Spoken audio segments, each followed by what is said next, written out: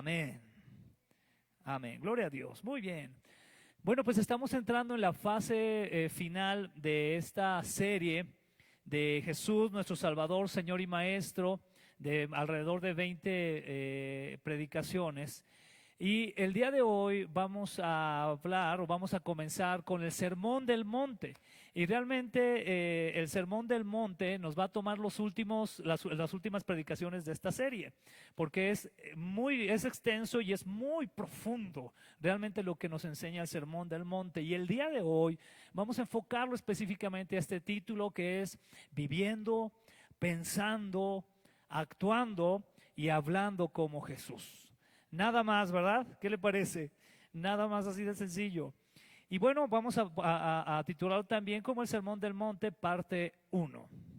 En alguna ocasión, un misionero famoso, Stanley Jones, no sé si alguien ha escuchado de él, era un misionero metodista, se acercó a hacerle una entrevista a Mahatma Gandhi. De hecho, este Stanley Jones trabajó mucho en la India. Él trabajaba mucho ahí, hacía una labor muy grande. Él buscaba que de alguna forma el evangelio penetrara en las diferentes regiones de este país.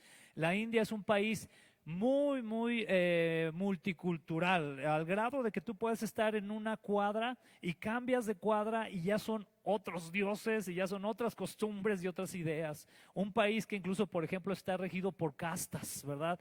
Las castas, donde son las menores castas, incluso se tiene pensado que es bueno maltratar a esas castas menores para que ellos alcancen una mejor vida, imagínate, a la siguiente vida, porque creen en la reencarnación entre varias cosas, ¿no?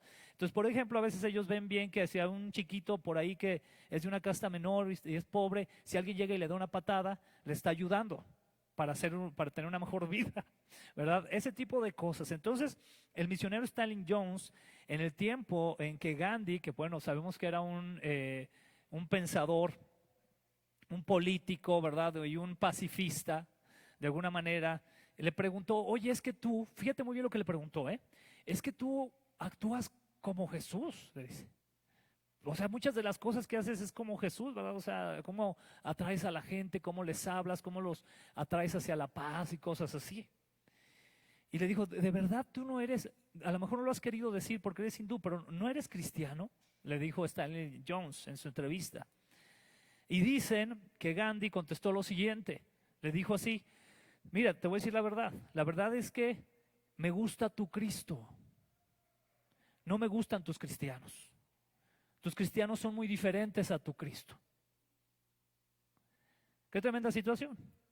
Y eso tenía que ver mucho con la opresión que estaba viviendo realmente la India en ese momento, porque el país que estaba oprimiendo a la India era un país completamente reformado, completamente evangélico de alguna manera, Inglaterra, y tenía de una manera muy tremenda bajo esclavitud, o podemos decir de esa manera, a la gente de la India, ¿verdad? Hasta que ellos alcanzaron su independencia. Pero entonces un pensador así, imagínate, ¿no? Contestaba eso y dice, pues sí me gusta tu Cristo, pero tus cristianos, mira cómo nos tratan, ¿verdad? Mira cómo nos tienen subyugados. Obviamente no había una manera de esos ingleses, ¿verdad? En su mayoría Inglaterra en ese momento pues era una iglesia anglicana, metodista también, es decir, de raíces reformadas tradicionales, ¿verdad? Pero atención, ¿cuál era el ejemplo que estaban dando? ¿Cuál era el testimonio de vida que estaban dando al tener ese tipo de maltratos? Y no solamente la situación fue con la India, sino países como también China, ¿no? Y a veces nos ponemos a pensar en cuál es realmente el ejemplo de vida que nosotros estamos dando a los demás al decirnos creyentes. Entonces los versículos base que vamos a estar estudiando acerca del Sermón del Monte, pues realmente se basan en 3 capítulos en particular de Mateo, que son el capítulo 5, 6 y 7. Todo esto nos va a hablar acerca del Sermón del Monte y entre ellos las bienaventuranzas, que es con lo que vamos a comenzar el día de hoy, pero vamos a ver cómo a través de estas enseñanzas el Señor nos da una guía de cómo realmente deberíamos de ser los cristianos. Es una de las enseñanzas más directas y concretas. ¿Está listo para este tipo de enseñanza? Es directa y concreta, ¿verdad? A lo mejor nos va a herir un poquito nuestra susceptibilidad, pero está bien, que lo haga el Espíritu Santo. Es una de las enseñanzas más directas y concretas en relación a cómo debería de ser nuestro comportamiento como cristianos. Es sin duda muy profunda y fuerte, pero a la vez cae directamente a la practicidad en la vida del cristiano. Que ese es lo realmente importante, esa semilla que cae de la palabra de Dios a nuestras vidas, por lo que escuchamos del Evangelio, por lo que escuchamos de las Escrituras, pero que al final de cuentas, si eso se hace carne en nuestro corazón, es decir, se hace uno mismo con nosotros, lo tenemos que vivir. Si no solamente es un conocimiento que está ahí guardado, que nos hace ser más inteligentes humanamente, pero muy pobres en espíritu. Y lo veremos a qué se refiere eso en algún momento. El pastor John MacArthur, para que nos demos cuenta de la profundidad que tiene esta enseñanza del Sermón del Monte, el pastor John MacArthur menciona por lo menos 12 escuelas o 12 formas de pensamiento de esta enseñanza. ¿Qué le parece? ¿Verdad? Si a veces con dos ya nos anda, ¿verdad? De que si será esto, será melón, o te vas con sandía, ¿verdad? O sea, estamos así. Ahora imagínate 12 escuelas, ¿no? Y por ejemplo, en esa línea, voy a mencionar muy rápidamente, se menciona la visión absolutista, ¿no? Esa es una de las visiones que él menciona. Menciona también la visión de modificar el texto. Solamente la estoy mencionando para que se den cuenta de la profundidad que tiene. No voy a entrar en profundidad aquí en esto. Dice la visión con hipérbole, la visión de principios generales, la visión del doble estándar, la visión de dos realidades, la visión de la preparación para la gracia, la visión de la analogía de la Escritura, actitudes, no actos, la visión interina ética, visión de voluntad divina incondicional, o la última, el dispensacionalismo moderno. Cada una de estas son escuelas o maneras en las que se puede interpretar el Sermón del Monte. ¿Qué le parece? Entonces sí es algo complejo, ¿verdad que sí? Pero tiene complejidad, déjeme decirle por qué. Porque a final de cuentas, esto tiene que hacer eco en la vida del creyente. Por eso es tan complejo. Por eso es que aquí en este tipo de visiones, vamos a encontrar visiones que nos digan, es que tú tienes que, esto está concretamente enfocado para todo creyente. Hay otras visiones que también se menciona aquí que van a decir, bueno, está enfocado para el creyente, pero también trata de enfocarse a los no creyentes, a la sociedad en general. Y así van avanzando las diferentes visiones. Pero quiero que te des cuenta entonces la profundidad que tiene esta enseñanza del Sermón del Monte. Muchas veces esta enseñanza se ha visto como una enseñanza que nos habla de cómo ser mejores seres humanos. Y ahí tenemos que tener cuidado, porque no se trata de ser mejores seres humanos, porque déjame decirle algo, a veces hay mejores seres humanos que no son cristianos que aquellos que somos cristianos. No me vaya a malinterpretar, ¿ok? Pero se trata de ser realmente lo que Cristo quiere que seamos nosotros, conforme a su voluntad. Entonces, de esta manera, como introducción también, podemos ver el Sermón del Monte con la practicidad que viene a traer el reino de los cielos por medio de nuestro Señor Jesucristo, al establecer un reino. Aquí mucha atención, esto va a ser clave, amén. Esto va a ser clave, hermanos. Al establecer un reino que no inicia en el exterior, sino en el interior. Ese cambio surge de la presencia de Dios en nuestras vidas. Un cambio de dentro hacia afuera que establece el reino de los cielos en nosotros y lo proclama a los demás. Estamos acostumbrados que cuando queremos ver un cambio, por ejemplo, en nuestro gobierno. ¿Cómo es que queremos ver cambios en nuestro gobierno humanamente hablando? ¿Cómo los vemos? Los vemos cuando tú sales en tu carro, estoy hablando del exterior, ¿ok? Sales en tu carro y ves que hay un montón de baches por las lluvias, o ves que a pesar de las lluvias están arreglando esos baches y tenemos buenos caminos. Eso te habla de manera externa que ese reino o ese gobierno, pues como que va bien, ¿no? De manera externa. O de repente tú quieres ir y quieres tener buenas escuelas para tus hijos. Y vas y ves que tienes buenos edificios para tus hijos, tienen lugares, tienen muy buenos materiales para la educación, tienen lugares para recrearse, en lo deportivo, hay becas, etcétera, etcétera. Entonces eso es externo, ¿no? Entonces tú dices, wow, hay un cambio externo, ¿te das cuenta? Pero pocas veces se piensa realmente como piensa la filosofía del reino de los cielos. La filosofía del reino de los cielos no está esperando a ver que todo mundo cambió, sino que comienza a cambiar en ti. Viene de aquí adentro hacia afuera. Y muchas veces también nuestro enfoque como creyentes es intentar ver que todos cambien para entonces tú animarte a cambiar. ¿A poco no? Y esa es una de las principales excusas que manejamos a veces como creyentes, entre comillas. No, yo no voy a la iglesia porque está llena de hipócritas. Y pensamos, estamos esperando ir a una iglesia donde haya gente perfecta, ¿no? Cuando no lo va a hacer así, en vez de buscar ese cambio interno, buscar tú ser diferente para el Señor, y es lo que hace el reino de los cielos. Y es entonces lo que nos enseña esta primer parte del sermón del monte, que son las bienaventuranzas. Y para eso vamos a ir entonces a Mateo capítulo 5 y vamos a estar estudiando los versículos del 1 al 12. Amén. Mateo 5, versículos del 1 al 12, las bienaventuranzas. Dice el versículo 1: cierto día, al ver que las multitudes se reunían, Jesús subió a la ladera de una montaña. Imagínate eso, Jesús subiendo a la ladera de una montaña y se sentó. Sus discípulos se juntaron a su alrededor y él comenzó a enseñarles. Qué precioso debió de haber sido esa escena del Señor Jesucristo subiendo a esa ladera de la montaña, sentarse y comenzar con sus enseñanzas. Eso solamente lo podía hacer una persona con autoridad, no cualquier persona. Si cualquier persona llegaba hacia una ladera y se sentaba y empezaba a enseñar, pues a lo mejor las personas, si no tenían autoridad, pues lo iban a ver como loco, ¿ah? Así, no, pues, se está hablando solo, ¿ah? ¿Quién sabe qué le pasará?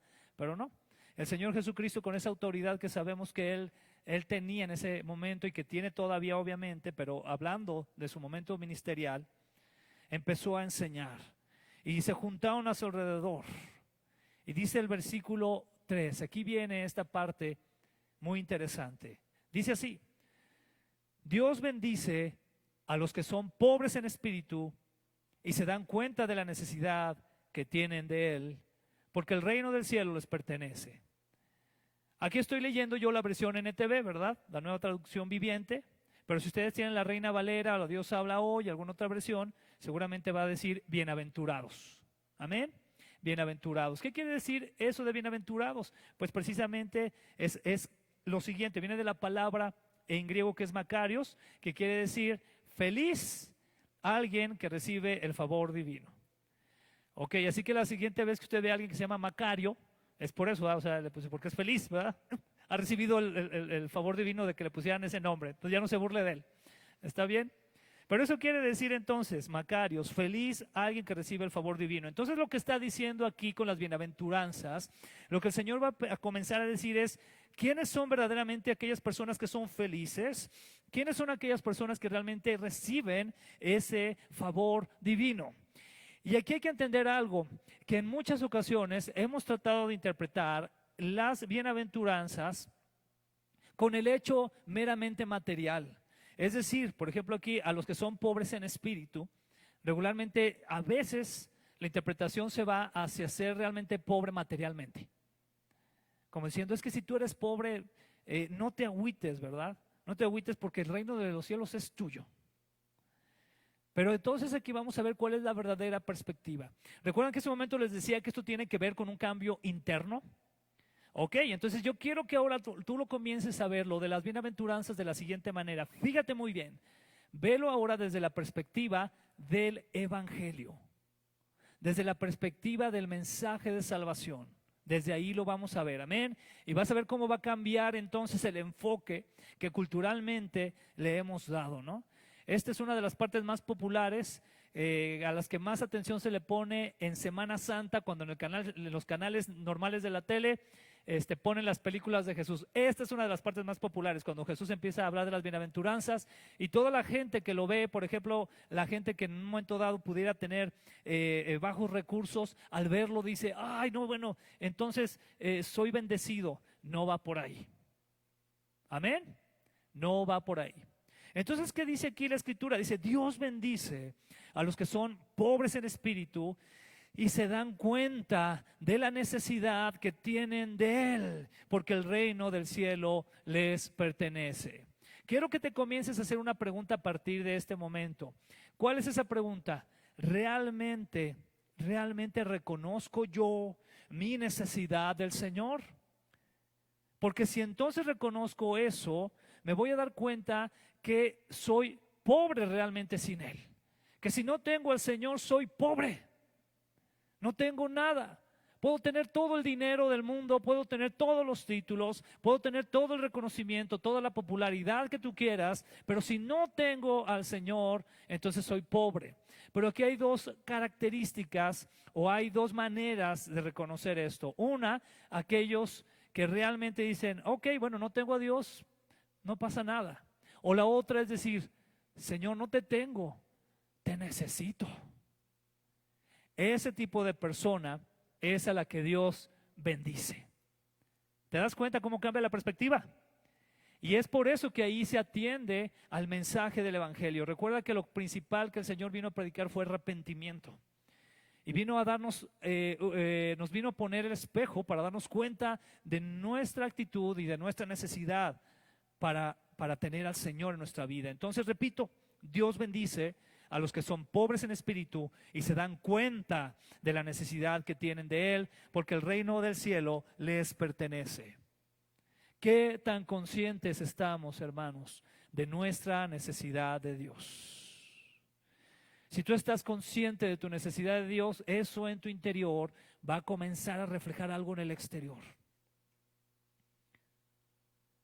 Y en cosas tan prácticas. ¿Quieres que te diga una? Como por ejemplo el que realmente el Señor sea tu prioridad. ¿Qué pasa cuando tú tienes necesidad de tomar agua? Y entonces tú llegas a tu casa, fíjate muy bien, tienes mucha sed, tú tienes necesidad de agua, llegas a tu casa y tienes ahí el garrafonzote de agua, pero también al lado del garrafón, es un ejemplo muy tonto, pero al lado del garrafón de agua tienes ahí tu Smart TV, ¿verdad? Y está en la serie que ves de Netflix. Tienes mucha sed, ¿ok? ¿Qué es lo que vas a ir a hacer primero? Algunos a lo mejor van a ir a prenderle a Netflix. Y otros, reconociendo la necesidad que tiene, van a ir a tomar agua. Así debe de ser nuestra prioridad con Dios. ¿Qué es lo más importante para ti? ¿Realmente es el Señor o son otras cosas en tu vida? Porque de antemano tenemos que tener en claro que el ser humano, realmente el ser humano es pobre sin Dios. Es pobre sin Dios. Pero la diferencia entonces la hará el darte cuenta de tu necesidad que tienes de Él. ¿Qué tan necesitado estás de Dios? Y si te has dado cuenta entonces, por su gracia, eres bienaventurado. Eres más que feliz. Eres bendecido. Versículo 4 nos dice enseguida, igual a veces lo tomamos también de una mala manera. Dice, Dios bendice a los que lloran porque serán consolados. ¿Y cómo lo vemos regularmente? Ay, es que yo me lo paso llorando por todo lo que me pasa. Entonces Dios me va a consolar. No va por ahí. Amén. No va por ahí. Si tú crees que este versículo es porque, ay, es que Dios ve que te la pasas llorando toda tu vida por cualquier cosa y te va a consolar, no va por ahí. Fíjate lo que dice aquí la palabra en griego de llorar. ¿Quieres saber qué dice? Es la palabra penteo. Quiere decir lamentarse por uno mismo, sentirse culpable.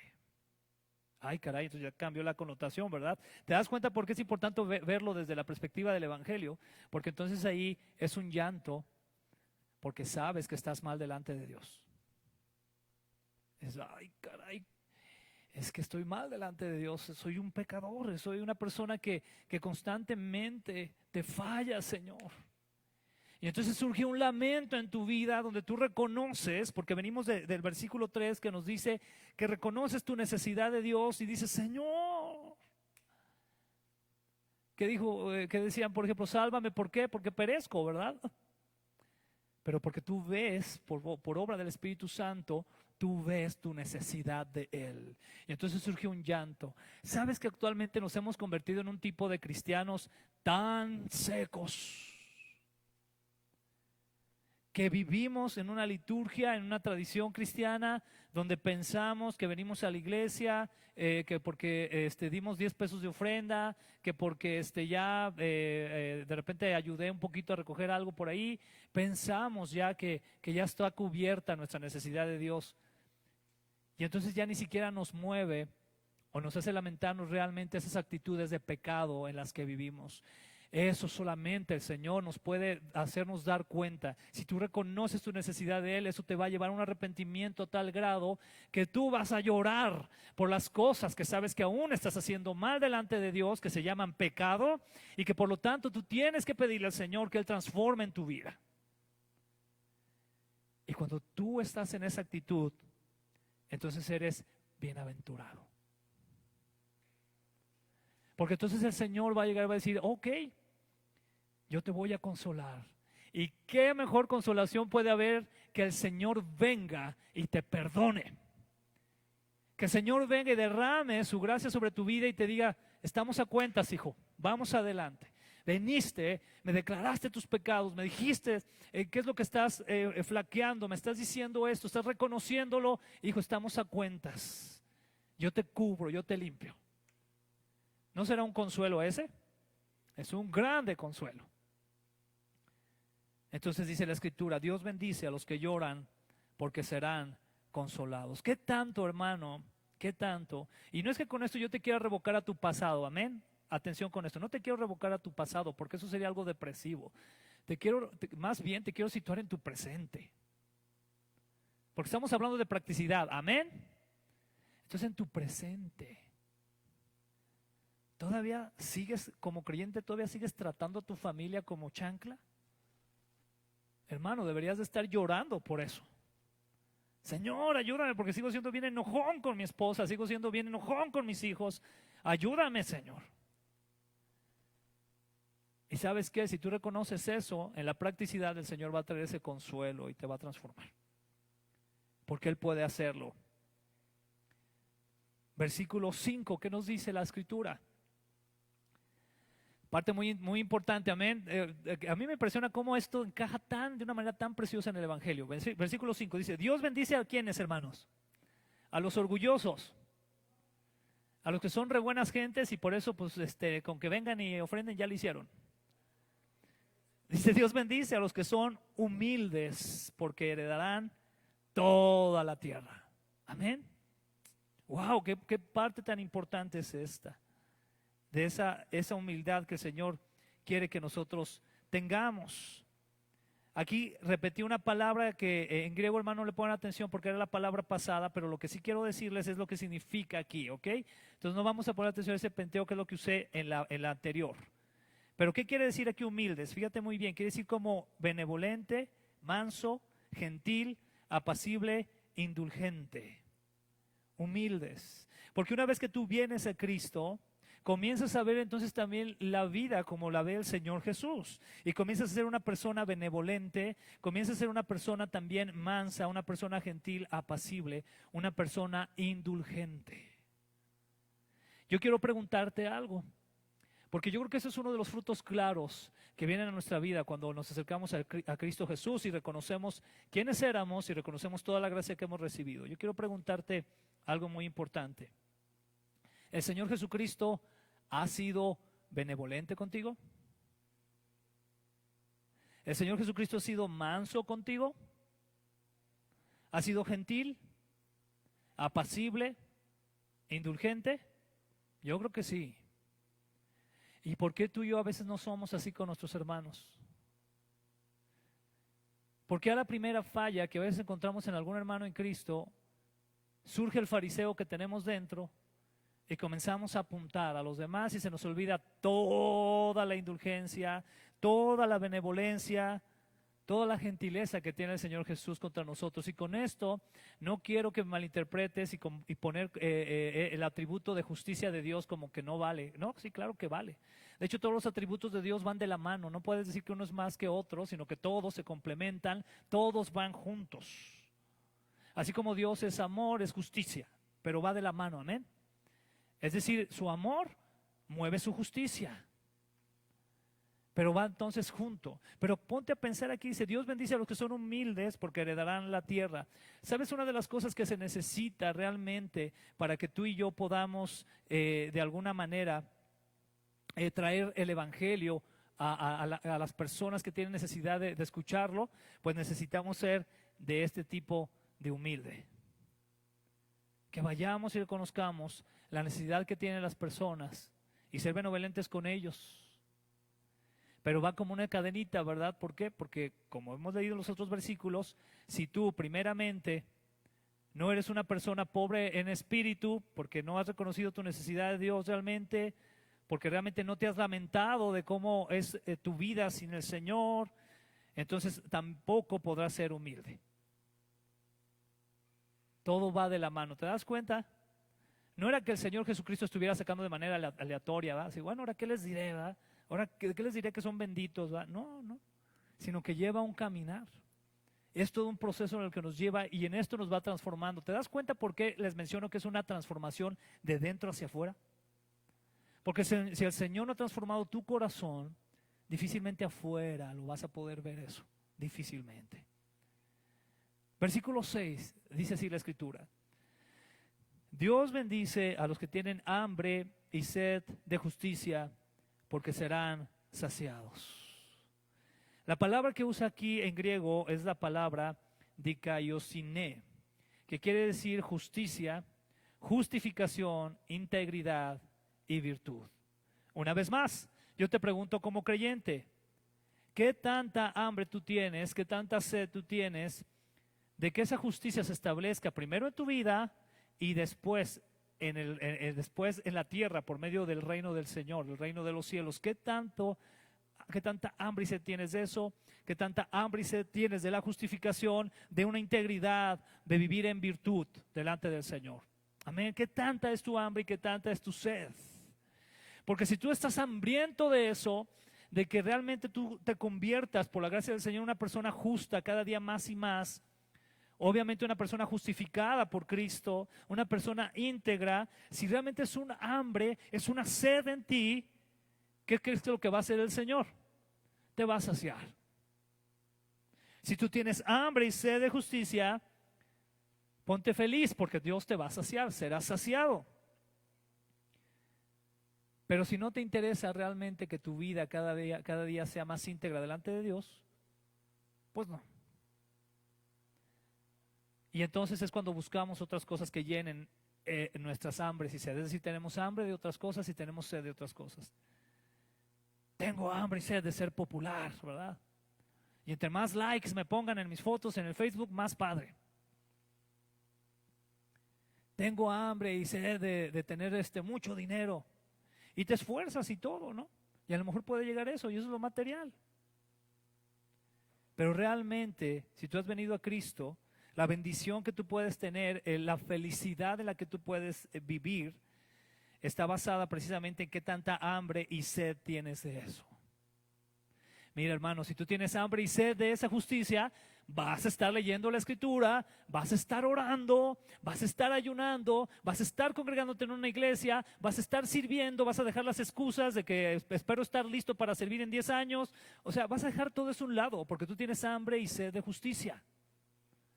Si no lo estás haciendo es porque no tienes hambre y sed de justicia. Perdóname que te lo diga así, pero no lo digo yo, lo dice la Escritura.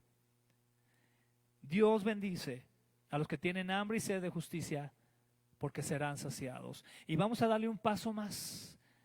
Si tu hambre y sed de justicia es no tanto, no es que esté mal, atención, no tanto en que llegue tal partido político o que llegue tal tipo de gobierno para que las condiciones de justicia cambien en el país, no va tanto por ahí, es decir, no va por ahí realmente, sino que va en la justicia que Dios quiere traer al corazón de las personas. Dios quiere justificar a la gente por medio de Cristo Jesús para con Él. Amén. ¿Qué tanta hambre y sed tienes de eso también? ¿Qué tanta hambre y sed de que otras personas conozcan de Cristo? La realidad es que si ni tú mismo tienes esa hambre y esa sed, mucho menos vas a querer que otros conozcan también. O sea, ni siquiera te va a pasar por aquí. Y aquí dice la Escritura que Él va a bendecir a aquellos que tienen hambre y sed de justicia. ¿Te das cuenta cómo no se refiere Aquí, por ejemplo, en el caso de Gandhi, ¿verdad? Que esa fue la interpretación que le dio en su momento el misionero eh, Stanley, que lo que mencionó él, ¿no? De, oye, pues es que tú actúas de esta manera por la justicia social que traes. No, realmente el Señor Jesús te estaba hablando de lo interno. Y Gandhi pudo haber estado haciendo una gran justicia en su país, está bien, excelente, eso es bueno también. Pero realmente Gandhi no conocía la justicia interna de Dios. Y eso es lo que nos habla realmente aquí, las bienaventuranzas. Versículo 7. Dice así la Escritura.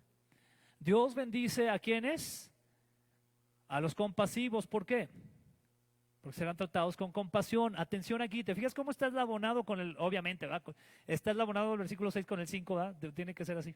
Pero entonces fíjate muy bien cómo dice, Dios bendice a los que tienen hambre y sed de justicia, porque serán saciados, perdón, el 6 y el 7, y luego dice, Dios bendice a los compasivos, porque serán tratados con compasión. Lo vamos a pegar en este sentido. ¿Qué tanta es tu compasión por las personas? Ahora fíjate muy bien, si lo ves desde esa perspectiva del Evangelio, cuando la Escritura dice aquí en el versículo 7, Dios bendice a los compasivos porque serán tratados con compasión, ¿quién crees que te trata con compasión a ti? El Señor. El Señor nos tiene compasión. ¿Qué pasaría si el Señor realmente nos pagara conforme merecemos? A ver, aquí, sobre todo los jóvenes, que es a los que a veces les pega más este tipo de cosas, ahí les doy un ejemplo. No digo que los de aquí de la iglesia, pero me refiero que como joven, en el estado de la juventud, ¿qué sucede cuando tú como joven, tú quieres ser amigo de alguna persona, ¿verdad? Y entonces estás ahí, dice por ejemplo Proverbios que el que quiere amigos debe demostrarse amigos, ¿no? Debe mostrarse amigo. Entonces tú vas y le hablas a una persona y, oye, ¿qué onda? Vamos a tomarnos un café hoy, ¿no? O vamos a ir todos a ver una película a la casa de fulano, no sé lo que sea. Y quieres ser amigo de esa persona. ¿Cómo te sientes, joven, cuando esa persona que estás invitando tú voltea su rostro y te dice, ay, no me estés hablando, no me des lado, o sea, no quiero ser tu amigo? ¿Cómo te sientes? Te sientes rechazado, ¿verdad? Te sientes dañado en tu corazón y sientes así como que no me quieren, ¿verdad? Soy un cero a la izquierda, ¿verdad? Y yo estoy esforzándome porque esa persona me pueda apreciar. ¿Qué es lo que haces? Regularmente, si tú ves esa actitud de una persona así, pues muy probablemente dejes de insistir, ¿a poco no? O sea, como joven igual vas a decir, no, pues voy a usar una frase medio coloquial, ¿verdad? Pero vas a decir, lo mando por un tubo, ¿verdad? O sea, no quiere ir, pues que siga con su amargura, ahí que siga con su amargura. Ahora, ¿qué es lo que sucede con el Señor? Muchas veces a ti tus padres, muchas veces hermanos en Cristo, te están diciendo una y otra vez, y es Dios hablándote a través de ellos. Acércate al Señor. Y de esa manera el Señor te está diciendo, acércate a mí, ven a mí. Hijo, ven, porque el Señor da 100 pasos hacia ti cuando tú das uno. Si te estás consciente de eso, ¿verdad? Entonces, pero tú estás, no, pues voy porque pues ahí van mis papás, pues tengo que ir, ¿no? Pues voy, y sientes que le estás haciendo un favor a Dios y a tus papás. Si tú en un momento dado mandaste por un tubo a esa persona, imagínate Dios qué podría hacer contigo en el primer desdén que tú le mostraras. En el primer, no, es que no quiero, no, es que quién sabe. O sea, si Dios, Él podría actuar de una manera en que te daría una lección, en que no te quedaría otra más que voltear tu rostro a Él. Te tiraría al suelo, como hace el alfarero, te pisotearía un poquito más para que quede bien la masa y te volvería a subir para volverte a formar. A veces es lo que hace ya en extremos el Señor. Pero mientras Él llega a eso, joven, Él está mostrando su compasión por ti. Él está siendo compasivo contigo. No creas que tú ganaste. O sea, no creas que, sí voy, ya para que no me den lata. No has ganado. Dios está siendo compasivo contigo.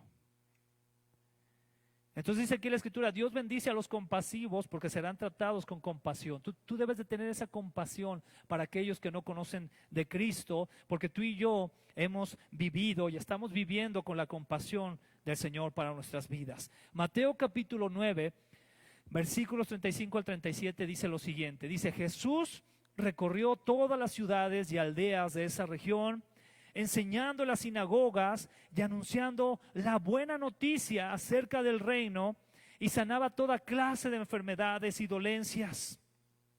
Cuando vio a las multitudes, les tuvo ¿qué? Compasión, porque estaban confundidas y desamparadas como ovejas sin pastor. A sus discípulos les dijo: la cosecha es grande, pero los obreros son pocos. ¿Sabes por qué hay pocos obreros? Porque no hay compasión.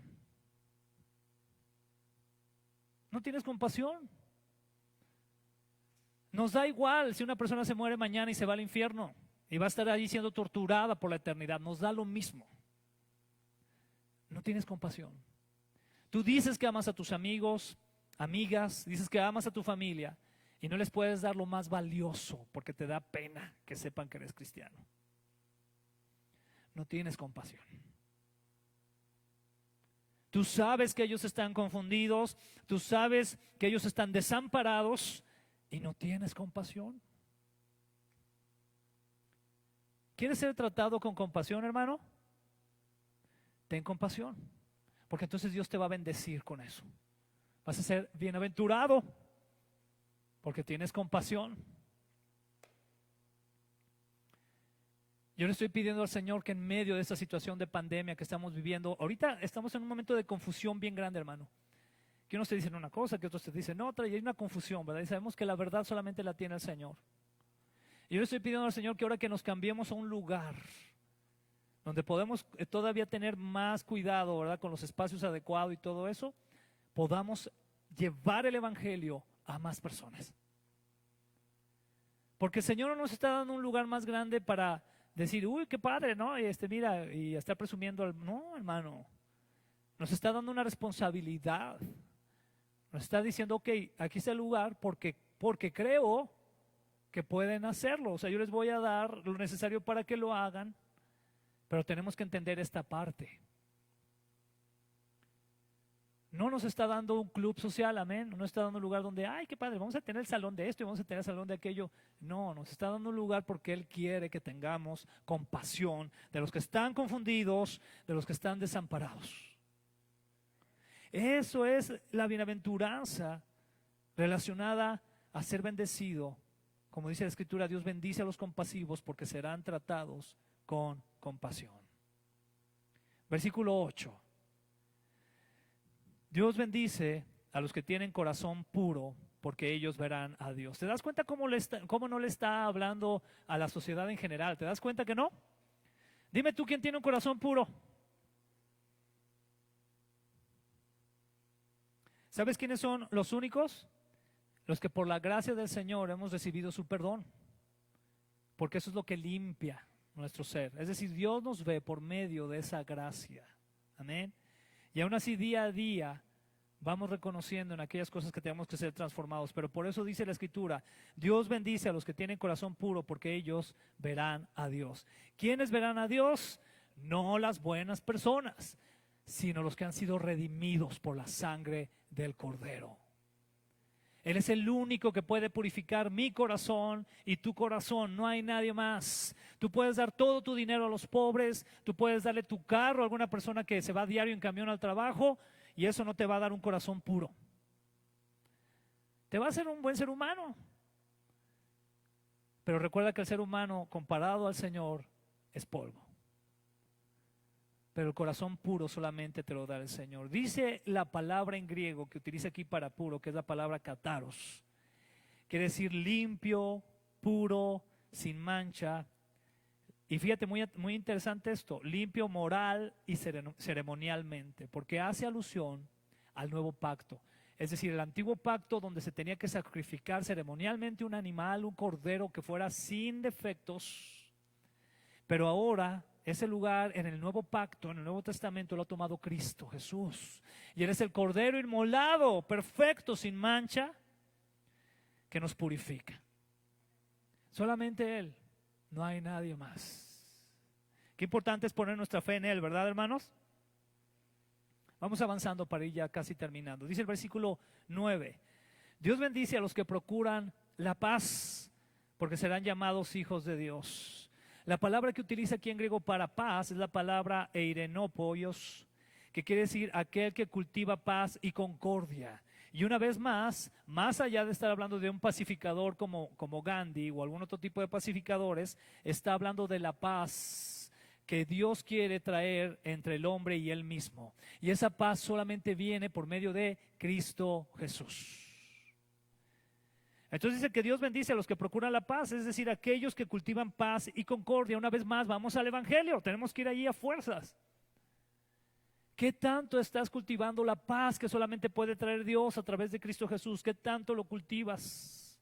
O tienes los costales de semilla ahí llenos, ¿no? Vamos a comparar los costales de semilla con todos los domingos que tú has venido a la iglesia, con todas las predicaciones que has escuchado, con todos los estudios bíblicos que has tomado, con todos los congresos que has ido, todos los campamentos que has asistido. Todos esos son los costales de semilla.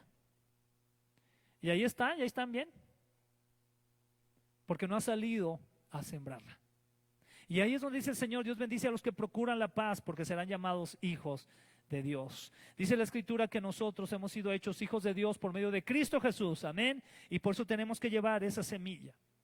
Dice Romanos capítulo 5 versículo 1: por lo tanto, ya que fuimos hechos justos a los ojos de Dios por medio de la fe, tenemos que paz con Dios, gracias a lo que Jesucristo nuestro Señor hizo por nosotros. Eso es lo mismo que el Señor quiere que nosotros estemos cultivando. Versículo 10, dice la Escritura: Dios bendice a los que son, aquí atención, esta última parte tiene mucha connotación con lo que estamos viviendo en la actualidad, amén. Dios bendice a los que son perseguidos por hacer ¿qué? Lo correcto, porque el reino del cielo les pertenece.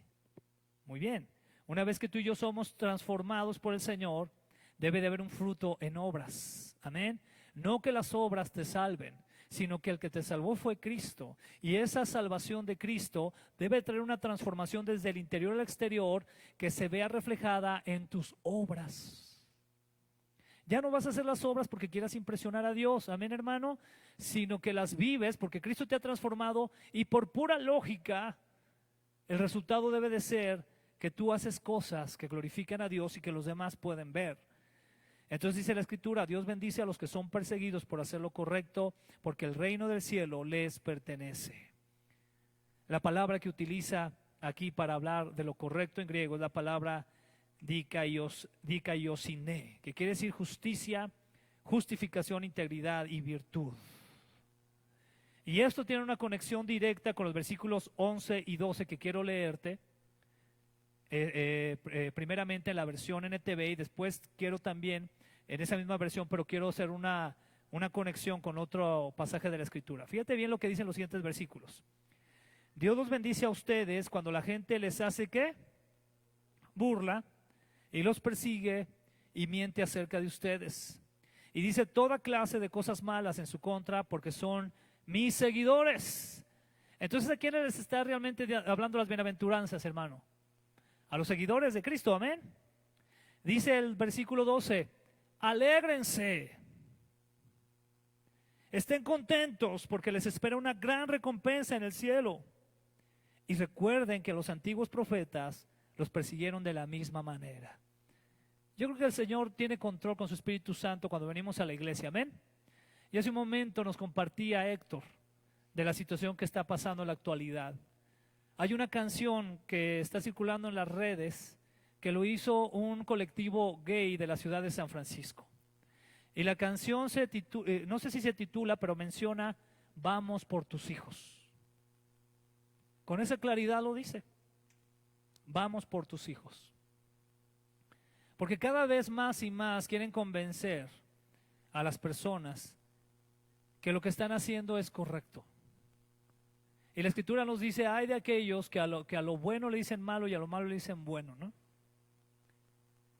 Y en ese sentido, tú y yo, al levantar el Evangelio, porque estamos hablando del Evangelio, amén. Al levantar el Evangelio, vas a esperar algo, hermano. ¿Y qué es lo que vamos a esperar? Pues que seremos perseguidos. Que la gente tal vez se vaya a burlar. Que mienta incluso acerca de nosotros. que diga incluso cosas malas de nosotros, y eso ya es una realidad, ¿no? ¿Qué es lo primero que te dicen? Eres un intransigente religioso, ¿no? Eso está sucediendo. Yo creo que tenemos que prepararnos más, porque yo creo que va a suceder más todavía. Va a pasar más y más. Y el Señor Jesucristo nos dice, alégrense. ¿Verdad que es totalmente diferente? ¿Qué nos diría la cultura? La cultura diría, pues alégrense porque te está yendo bien, ¿no? Y aquí dice, porque está siendo perseguido por causa de mi nombre. Dice, por ser mi seguidor. Dice en Lucas capítulo 6, versículo 22 al 23, que es aquí la referencia cruzada que quiero hacerte. Dice, qué bendiciones, hablando de este mismo tema, en este mismo momento del Sermón del Monte, pero ahora narrado por Lucas, dice, qué bendiciones les esperan cuando la gente los, ¿qué?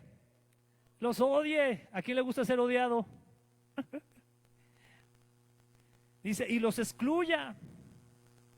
Cuando se burlen de ustedes y los maldigan, como si fueran gente maligna, porque siguen al Hijo del Hombre. Cuando les suceda eso, pónganse contentos. Sí, salten de alegría. Lucas todavía lo resalta más, ¿verdad?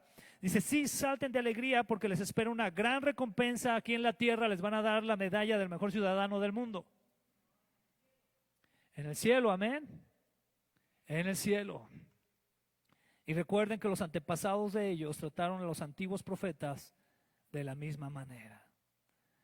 Tú lees el Antiguo Testamento, lee a los profetas mayores y menores y te vas a dar cuenta de cuando llevaban un mensaje de arrepentimiento al pueblo, cómo les iba. No les hacían una estatua. Ay, gracias por venir, Jeremías, ¿verdad? Mira, te acabamos de hacer una estatua y la banda municipal tocando, ¿verdad? No, hermano. Jeremías nadie lo escuchó. El mismo Jeremías decía, Señor, ¿para qué me mandas a predicar si nadie me oye? Ya, Señor. Pero llegaba el Espíritu y le decía, pero no puedo parar, Señor, porque hay algo dentro de mí que me quema y tengo que dar el mensaje. Y de esta comparación nace. ¿Te has comparado de esta manera? No, y no me malinterpretes, amén. Pero ¿te has comparado de esta manera como un profeta? Porque el profeta es eso, el que lleva una palabra. Y tú y yo la tenemos ya la revelación completa en la Escritura. ¿La estás llevando? ¿Estás profetizando? No te estoy diciendo que salgas a la calle y que le digas a la gente que va a caer un meteorito en 2 años. Estoy diciendo que salgas y les digas lo que está aquí ya escrito. Que lo proclames. ¿Qué podemos tener como conclusiones entonces de esta preciosa parte del Sermón del Monte, que son las bienaventuranzas? Primero, las bienaventuranzas, las bendiciones, la felicidad en Cristo. Estamos hablando de una felicidad en Cristo, amén. No una felicidad del mundo, recuérdalo. Vienen por medio de su perdón, del perdón de Cristo, y vienen a lo profundo de nuestro ser. Nos transforman desde el interior hacia el exterior, haciendo de esto algo palpable a nuestro alrededor. La gente lo puede palpar, se puede dar cuenta de esto. A partir de conocer el Evangelio, arrepentirnos y seguir a Cristo, comenzamos a vivir de esta manera bienaventurada. Si tú tienes a Cristo, si tú has decidido seguir a Cristo, si Cristo te ha abierto los ojos, como lo quieras tú ver, pero estás en Cristo, eres bienaventurado. Eres más que feliz. Podemos concluir también que la cúspide de esta vida feliz en Cristo será alcanzada con nuestra recompensa en el cielo. No la esperes aquí. Si la esperas aquí, cómprate un reposet para que estés a gusto sentado. Espérala en el cielo. Trabaja aquí. Como decíamos el domingo pasado, invierte en el reino del cielo, y cuando llegues allá ya verás tu recompensa. Porque eso va a ser real, hermano. Eso va a ser real. Concluimos finalmente, por lo tanto, que en Cristo somos bienaventurados. Amén. Somos bienaventurados. Pero quiero cerrar con una pregunta reflexiva. Amén, hermano. Que el Señor toque tu corazón, que el Espíritu Santo te hable a través de esta pregunta. Es mi anhelo. Yo le pido al Señor que Él traiga su presencia a tu vida y te transforme de lo interior, y eso se vea reflejado en tu casa porque tú amas a Cristo. Por eso yo te pregunto, ¿vives como un bienaventurado? ¿Vives como un bienaventurado? Vamos a orar al Señor. Padre, muchas gracias, Señor, por tu palabra. Muchas gracias, Señor, por todo lo que nos enseñas día a día en tu palabra y nos acercas más a ti, Señor. Gracias por tu gran misericordia y amor para nosotros, Señor, que siendo aún pecadores, Cristo murió por nosotros y nos ha acercado al Padre, y ahora tenemos lugar hasta el lugar santísimo porque el velo fue roto. Y podemos acercarnos a ti, Señor, y nos hablas a nuestro corazón. Padre, no queremos estar aquí domingo a domingo y no ser transformados por tu Espíritu Santo, no ser transformados desde nuestro interior hacia el exterior, y que te podamos de esa manera adorar y honrar, servir, y también a tu iglesia, y también a aquellos en necesidad, aquellos que aún no te conocen, pero que necesitan conocerte. Padre, ayúdanos a llevar esa pregunta en nuestra mente, en nuestro corazón. ¿Realmente vivo como un bienaventurado? ¿O solamente soy un simpatizante del movimiento cristiano? ¿Cómo vivo, Señor? Yo entro en este grupo que tú estás narrando, Señor, de los bienaventurados. ¿Ahí estoy?